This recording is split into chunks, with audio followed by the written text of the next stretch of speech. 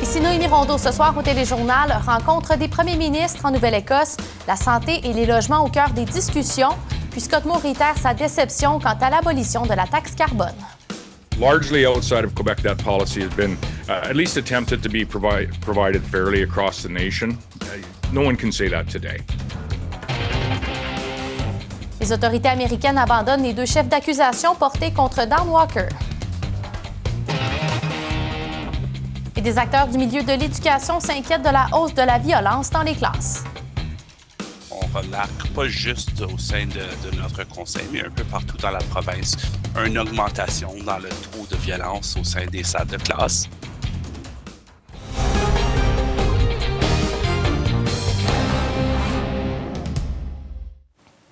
Bon début de soirée et bienvenue à ce téléjournal. Je vous parle tout d'abord de politique parce que la rencontre des premiers ministres canadiens à Halifax, en Nouvelle-Écosse, s'est conclue aujourd'hui. Le premier ministre de la Saskatchewan, Scott Moe, et celui de la Nouvelle-Écosse ont tenu un point de presse un peu plus tôt dans la journée. Ils en ont profité pour revenir sur plusieurs enjeux, notamment la santé, mais aussi les logements. Voici un résumé avec Geneviève Patterson. En cette dernière journée de rencontre des premiers ministres canadiens à Halifax, le premier ministre de la Saskatchewan, Scott Moe, est revenu brièvement sur l'abolition temporaire de la taxe carbone par le fédéral. Le 26 octobre dernier, le premier ministre du Canada, Justin Trudeau, a décidé de suspendre pendant 3 ans la taxe carbone pour les systèmes de chauffage au mazout, une mesure qui touche particulièrement les provinces de l'Atlantique. Mais dans l'Ouest, la plupart des ménages utilisent le gaz naturel. Scott Moe a donc réitéré aujourd'hui qu'il trouvait cette décision injuste envers sa province, mais il n'est pas allé plus loin sur le sujet. We asked the federal government to be fair to Canadian families, to quit with the carve-outs in certain regions, in certain areas that are impacting some Canadians, but not all. Be fair to all Canadians. En point de presse avec le premier ministre de la Nouvelle-Écosse, Tim Houston, Scott Moe a dit qu'Ottawa devrait inclure les provinces à la table de négociation pour les ententes de logement avec les municipalités, car les défis sont nombreux. The challenges in housing are across the entire country as well. And I know right now we're in the legislature and, we have a couple of pieces of legislation to deal with housing for sure around the relationship between the province and the municipalities, around funding.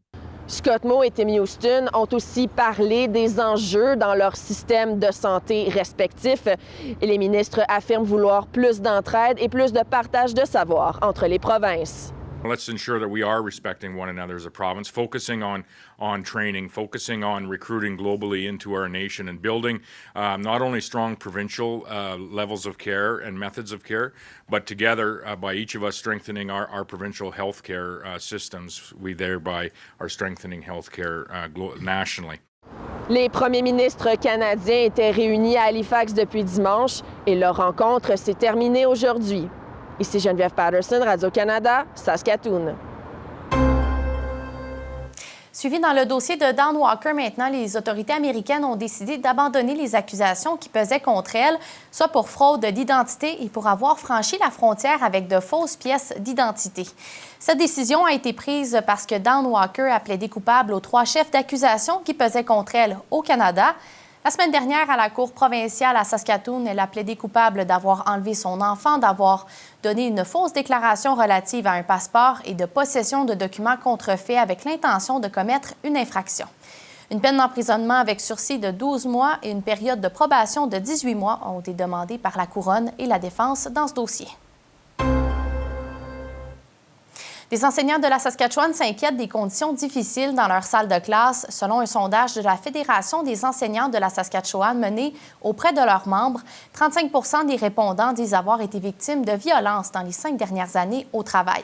Une situation qui sème beaucoup d'inquiétudes. Voici le reportage de David Hull. Des acteurs du milieu de l'éducation s'inquiètent de la hausse de violence dans les salles de classe de la province. Selon un sondage mené auprès des membres de la Fédération des enseignants de la Saskatchewan, 87 des répondants expriment avoir des classes plus difficiles à gérer depuis les 2 dernières années. Et les enseignants sont pris avec cette situation et doivent composer avec cette nouvelle réalité. Le président de l'Association locale des enseignantes et des enseignants fransaskois dénonce la hausse de violence dans les salles de cours. La violence elle n'est pas nécessairement attendue. Elle arrive de façon inattendue dans la majorité des cas. Donc, c'est difficile de prédire quand on veut refuser le travail. Et puis, quand on arrive dans la situation, ben, il faut la traiter. On a quand même une responsabilité par rapport à non seulement notre propre sécurité, mais la sécurité des autres élèves qui se retrouvent en salle de classe. La directrice générale associée de la Fédération des enseignants de la Saskatchewan dénonce également la hausse de violence. Selon elle, en raison de la loi sur l'éducation de la Saskatchewan, un enseignant ne peut pas refuser d'enseigner pour des raisons de sécurité.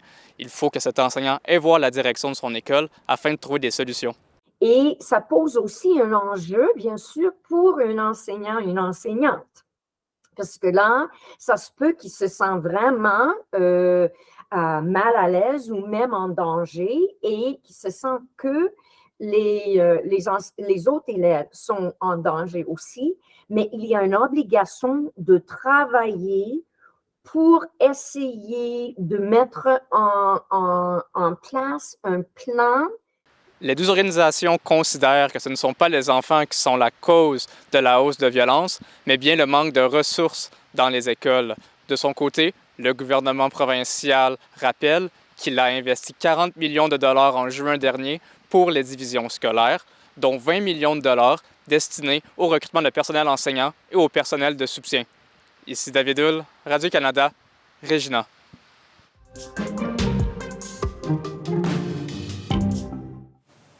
Les résidents du sud de la Saskatchewan ont dû sortir leurs pelles et leurs balais à neige ce matin parce qu'il y a une forte neige qui s'est abattue au courant de l'avant-midi, notamment du côté de Regina, d'Estevan et de Weyburn. Environnement et changement climatique Canada recommande toutefois d'être prudent sur les routes parce que la chaussée peut être glacée en raison de la neige et de la pluie verglaçante. Voici d'ailleurs les prévisions météorologiques pour les prochains jours.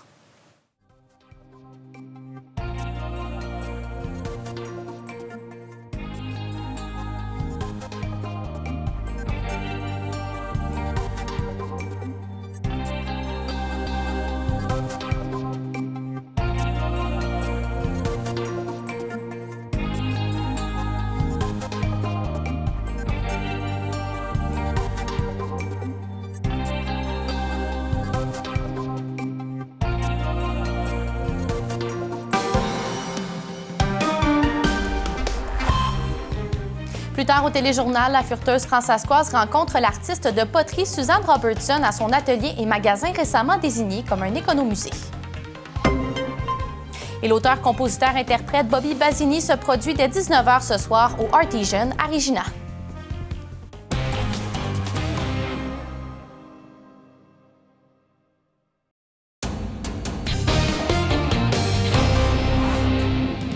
On l'attendait depuis un moment déjà. Le service de police de Regina a finalement annoncé la nomination de son nouveau chef aujourd'hui. Farouk Hassan Sheikh prend donc la relève de l'ancien chef Evan Bray qui est parti à la retraite au mois de juin dernier. Le nouveau chef cumule un total de 31 ans d'expérience, notamment du côté de l'Alberta, mais aussi de l'autre côté de l'Atlantique, soit du côté du Royaume-Uni. Le service de police de Regina dit que les principales forces de ce nouveau chef sont la prévention du crime par un service de police proactif, mais aussi la santé des employés. Il devient ainsi le 19e chef de l'histoire de la police de Regina et va entrer officiellement en poste le 1er décembre prochain. C'est une acquisition qui est très importante selon la mairesse de la ville de Regina, Sandra Masters. Has a real vast array of policing type of experience, and so we like that big city element to come because in our city we're a little big town or a big little town, and that idea that we know that the RPS are facing more and more dangerous and risky situations. He would have experienced a number of that. He has diverse policing experience from investigative to collaborating with other policing agencies to be better from a regional perspective as well. La campagne Opération Nez Rouge est de retour en Saskatchewan cette année. Ça aura lieu du 24 novembre au 31 décembre prochain, et ça dans les régions de Battleford, de Saskatoon, de Prince-Albert et de Yorkton. Cette initiative permet de rentrer à la maison en toute sécurité après une soirée un peu trop arrosée ou quand on a un verre un peu de trop dans le nez pour célébrer les fêtes de fin d'année. 2 bénévoles viennent vous chercher, un vous ramène à bord de son véhicule et l'autre conduit votre voiture jusqu'à votre domicile. Pour la réussite de l'opération, il y a beaucoup de bénévoles qui sont nécessaires. Si vous souhaitez contribuer à la cause, vous pouvez vous inscrire sur le site opérationnerouge.com. Each team has 3 people, and we try to keep at least 5 teams on the road every single night so that we don't have too long of a wait time for all of our clients. And then we always have a couple people in the office as well who are taking the calls as well and dispatching the teams. So basic math says that we're at about 15 to 20 people each night. As a minimum, we like to keep operational. L'avion du service de police de Regina et d'autres aéronefs auraient été ciblés par des attaques de lumière laser. Selon Transport Canada, 3 attaques auraient été rapportées le 22 octobre dernier. Un homme de 38 ans a été arrêté par les autorités dans ce dossier. Pour connaître tous les détails sur cette histoire, rendez-vous sur notre site web Ici Saskatchewan ou sur notre application mobile Radio-Canada Info. En politique fédérale maintenant, le gouvernement a peu de chances d'atteindre ses cibles de réduction d'émissions de gaz à effet de serre d'ici 2030. C'est la conclusion tirée par le commissaire à l'environnement et au développement durable. Sans surprise, l'industrie gazière et pétrolière est responsable de 80 à 90 % de la hausse des émissions de gaz à effet de serre depuis 1990. Voici le reportage de Valérie Michaela-Bain à Ottawa. Un scénario de déjà-vu. Le commissaire à l'environnement et au développement durable sonne de nouveau l'alarme. Il sera bientôt trop tard pour éviter les effets catastrophiques des changements climatiques. Dans son rapport, il conclut que le gouvernement fédéral n'est pas en voie d'atteindre l'objectif fixé dans son plan de réduction des émissions pour 2030. Il manque de leadership, il manque de coordination. Dans le cadre de l'accord de Paris, Ottawa s'était engagé à réduire ses GES d'au moins 40 % sous le niveau de 2005 d'ici 2030. Absence de cibles et d'échéanciers, suivi déficient, hypothèse trop optimiste, les conclusions du commissaire sont sans équivoque. C'est vraiment une question de volonté et de prioritisation. Et Ottawa n'a toujours pas serré la vis aux plus grands pollueurs. Son plafond pour le secteur pétrolier et gazier se fait toujours attendre. La preuve qu'Ottawa doit mettre fin aux subventions accordées à cette industrie, selon le réseau Action Climat Canada. On dirait qu'on essaie de ménager la chèvre et le chou. Et visiblement, ça ne fonctionne pas. Un avis partagé par les oppositions. C'est tout le monde qui est perdant et c'est les pétrolières qui sont gagnantes. Sous les libéraux, on donne plus d'argent public aux combustibles fossiles que dans n'importe quel autre pays du G20. Faut le faire. La démonstration, selon le chef conservateur, que la tarification sur le carbone n'a jamais été une mesure environnementale, mais une mesure de taxation. The carbon tax was never an environmental policy, it was a tax policy. Le ministre de l'Environnement demeure toutefois confiant que les objectifs climatiques seront atteints. Absolument, à condition qu'on n'élise pas Pierre Poilievre à la prochaine élection. Le gouvernement libéral ne peut toujours pas expliquer comment il atteindra la cible environnementale qu'il s'est lui-même fixée. Mais pas question d'éliminer la tarification sur le carbone, prévient Ottawa. Selon ses estimations, cette mesure représentera à elle seule le tiers des réductions des GES du Canada d'ici 2030. Ici Valérie Michaela-Bain, Radio-Canada, Ottawa.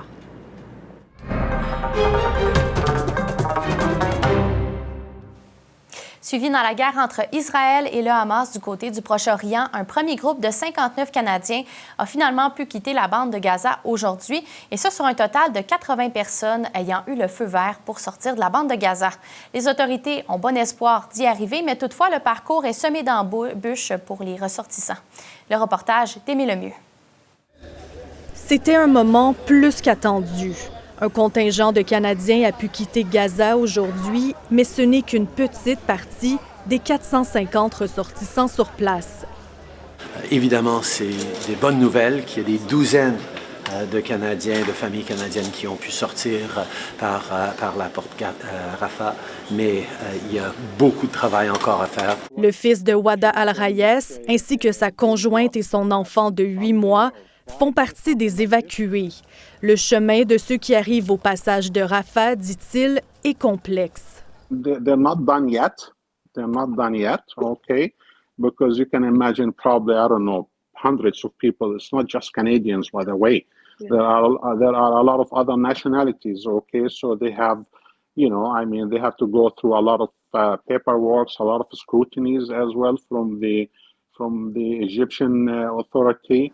Logistiquement, c'est un défi exceptionnel, sans compter que les ressortissants ne peuvent pas passer plus de 72 heures en Égypte.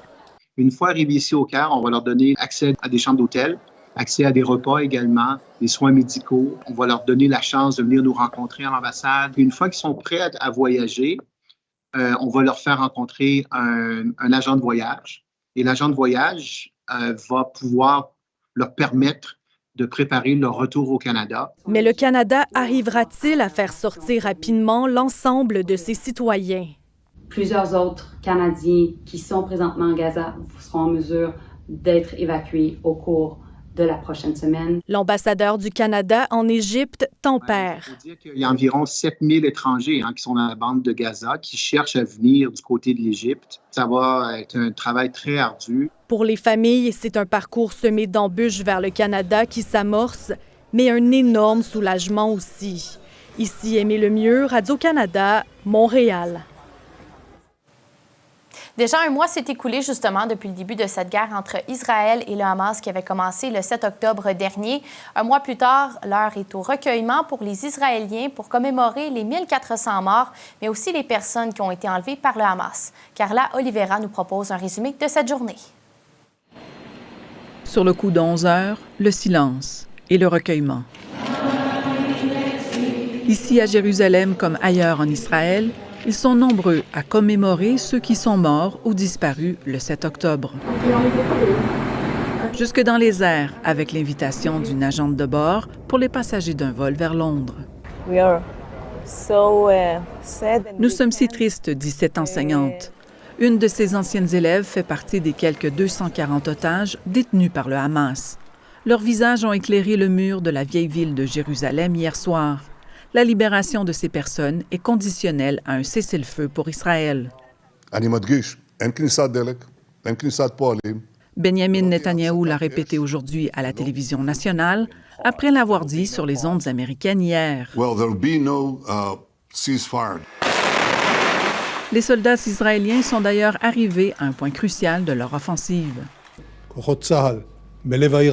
Les troupes de Tsahal opèrent au cœur de Gaza et à la fin de ce conflit, il n'y aura plus de Hamas, a déclaré le ministre israélien de la Défense. Dans la bande de Gaza, des milliers de civils qui étaient toujours au nord ont pris la route à pied vers le sud. La situation est horrible, inhumaine et catastrophique, affirme cet homme. En Israël, la journée se termine avec d'autres commémorations, des veillées à la bougie, ou encore des rassemblements entre Israéliens et Palestiniens. La violence doit cesser, assez de bains de sang, assez de gens qui meurent, plaide cet homme.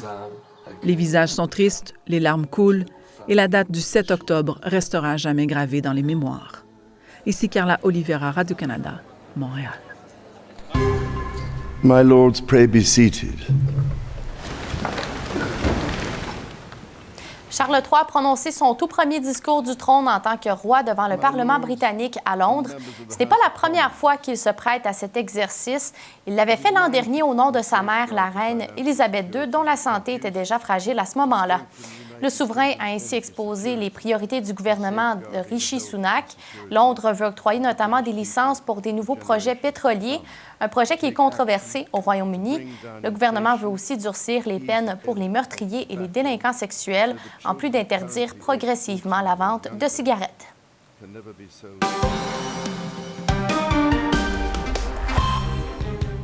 Plus tard au téléjournal, 8 athlètes et bâtisseurs québécois font leur entrée au Panthéon des sports du Québec, notamment le patineur de vitesse Charles Hamelin et les plongeuses olympiennes Roselyne Filion et Megan Benfetto.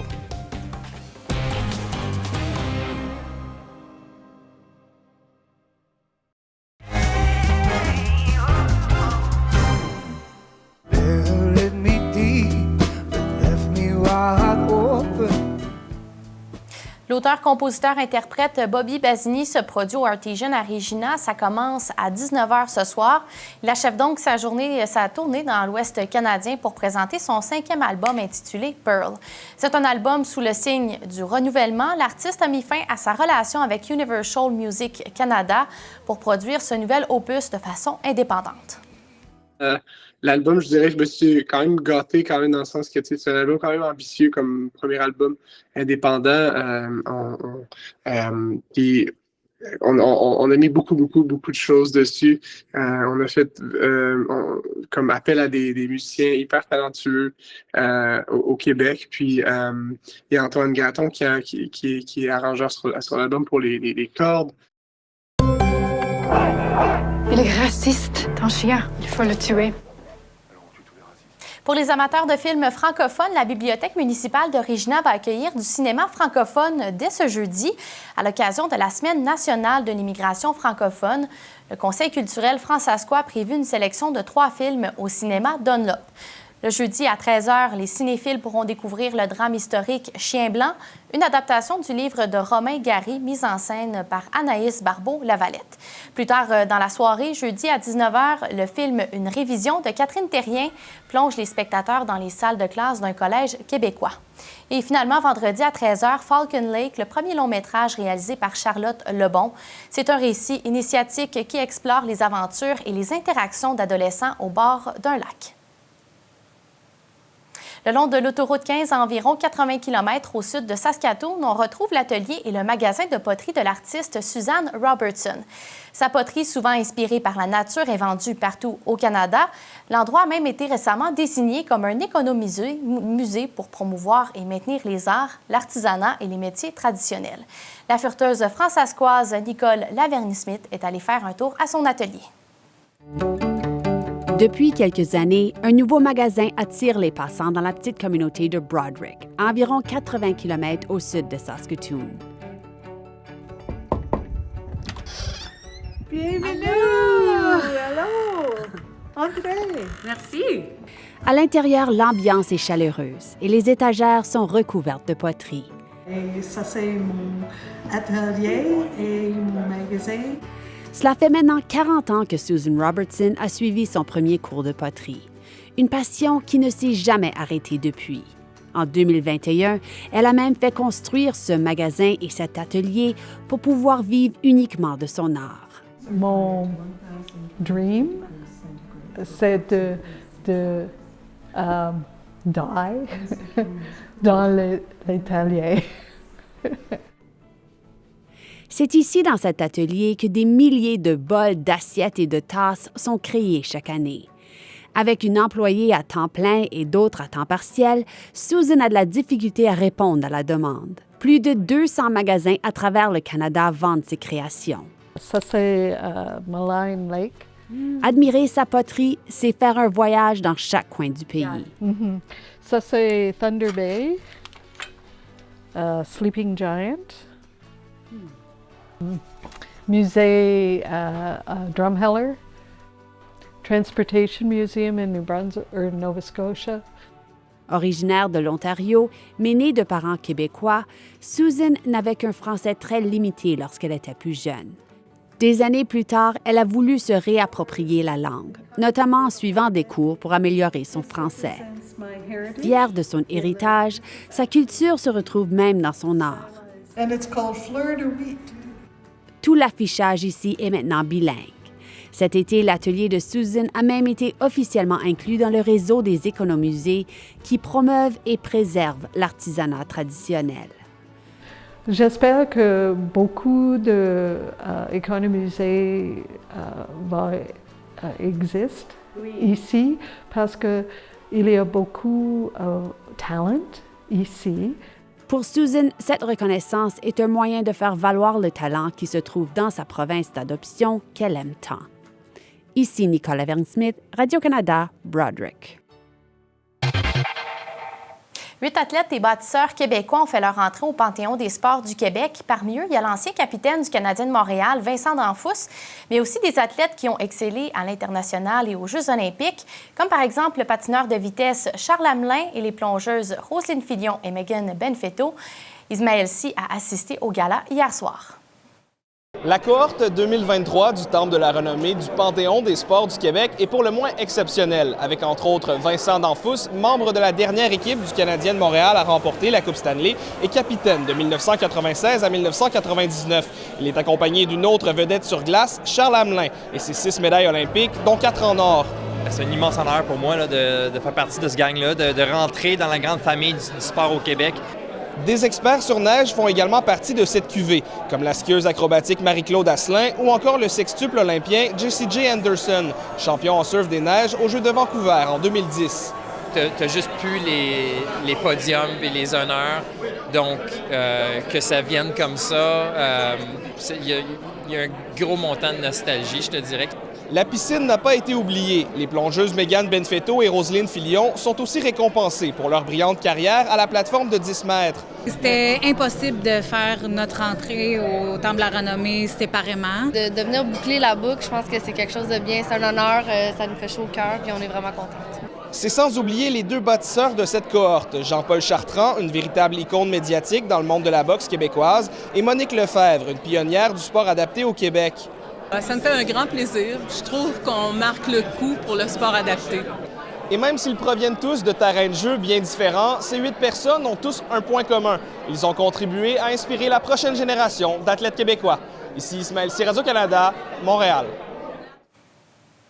Voilà, c'est ce qui met fin à ce téléjournal. Au nom de toute l'équipe, je vous remercie grandement d'avoir été des nôtres.